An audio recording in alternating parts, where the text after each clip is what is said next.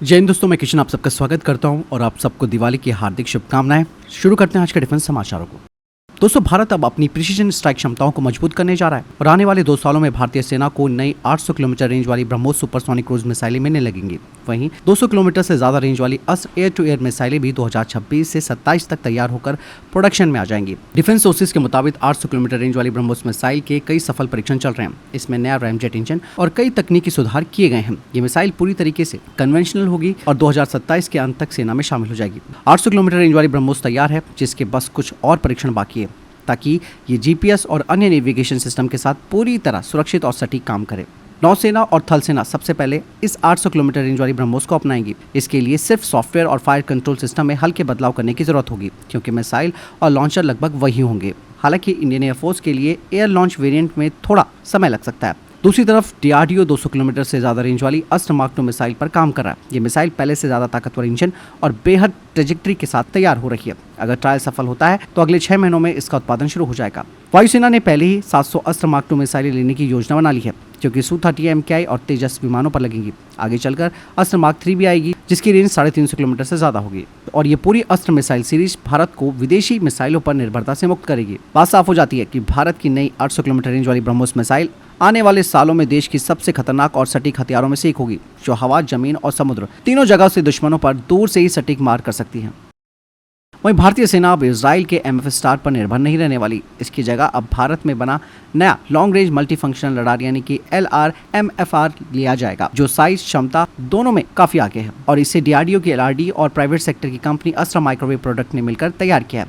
इसका antenna 6 metre diameter का है, यानी करीबन 36 वर्ग मीटर का क्षेत्रफल होगा इसका। ये रडार S-band ISA टेक्नोलॉजी पर बेस्ड है, जो हवाई जहाज, क्रूज मिसाइल और यहाँ तक कि स्टेल्थ फाइटर जेट को भी ट्रैक करने की क्षमता रखता है। LRMFR की रेंज 400 किलोमीटर से ज़्यादा बताई जा रही है। ये एक साथ 200 से ज़्यादा टारगेट को ट्रैक कर सकता है।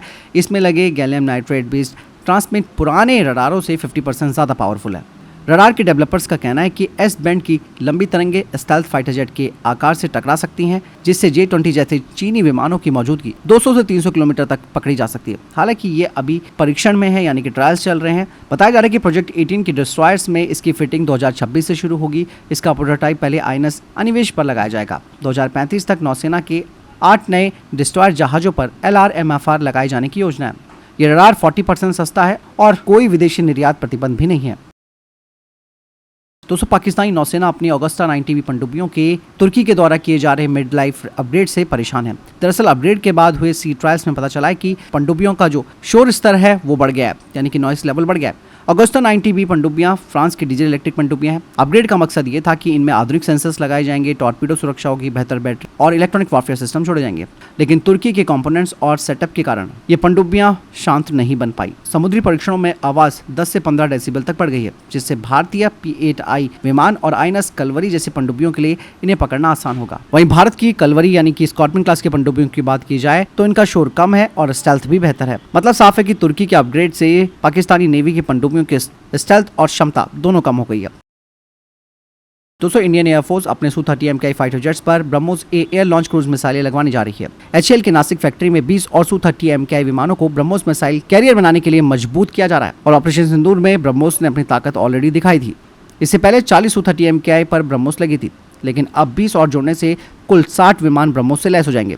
ब्रह्मोस ये वेरिएंट 2.5 टन वजनी मिसाइल है, लेकिन अब रिपोर्ट्स बताती हैं कि 450 किलोमीटर तक पहुंचने वाली क्षमताओं वाले मॉडल पर भी काम चल रहा है। HAL के इंजीनियर्स एयरक्राफ्ट के एयरफ्रेम, पायलन और विंग के जोड़ को मजबूत कर रहे हैं, ताकि भारी मिसाइल से उड़ान, लॉन्च और तेज गति में तनाव न आए, जिसके लिए खास कंप्यूटर एनालिसिस का इस्तेमाल करके सुरक्षा बढ़ाई जा रही है। बाकायदा इसका अपग्रेड और ट्रायल चल रहा है, जो कि 2027 तक पूरा हो जाएगा।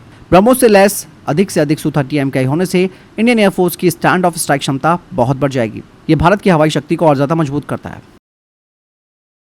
वहीं भारत और ब्राजील के बीच रक्षा सहयोग में एक बड़ी प्रगति हुई है। दोस्तों, ब्राजील के रक्षा मंत्री ने कहा है कि दोनों देशों के बीच 6 अतिरिक्त एमरेर EMB-145 विमानों की डील पर बातचीत आगे बढ़ चुकी है।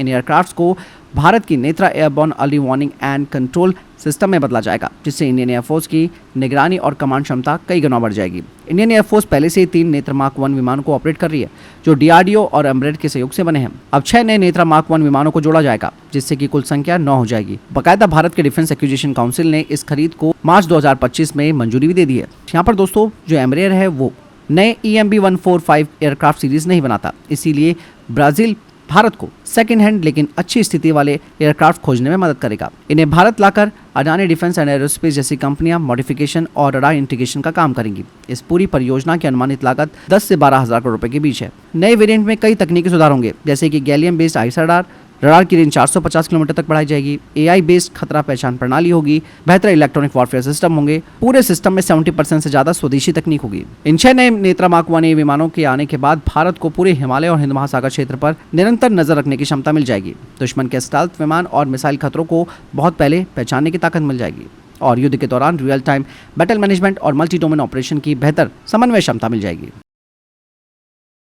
इसके अलावा DRDO अब अपने आधुनिक प्रिसीजन गाइडेड म्यूनिशन यानी कि सटीक लक्ष्य भेदी हथियारों को ड्रोन प्लेटफॉर्म पर लगाने के लिए भारतीय कंपनियों को आमंत्रित कर रहा है और ये स्टेप भारत की स्वदेशी ड्रोन युद्ध क्षमताओं को मजबूत करने की दिशा में बड़ा कदम माना जा रहा है। जुलाई 2025 में DRDO ने एक्सप्रेशन ऑफ इंटरेस्ट जारी किया है, जिसमें उन्होंने देश की सार्वजनिक और निजी कंपनियों, साझेदार फर्मों और MSME से सहयोग की अपील की है, जिसका लक्ष्य है कि भारतीय सेनाओं के लिए ऐसे ड्रोन तैयार करना जो सटीक निशाना लगाने वाले हथियार यानी कि PGMs को अपने साथ ले जा सके। मुख्य रूप से 2 हथियारों पर इस वक्त काम चल रहा है। पहला ULPGM V3 यानी कि UAV launch precision guided munition, दूसरा ULM-ER यानी कि extended range version. ULPGM V3 का सफल परीक्षण जुलाई 2025 में आंध्र प्रदेश के कुर्नूल में हुआ था। ये 12.5 किलोग्राम हल्की फायर एंड फॉरगेट मिसाइल है। दिन में 4 किलोमीटर और रात में 2.5 किलोमीटर तक निशाना लगा सकती है।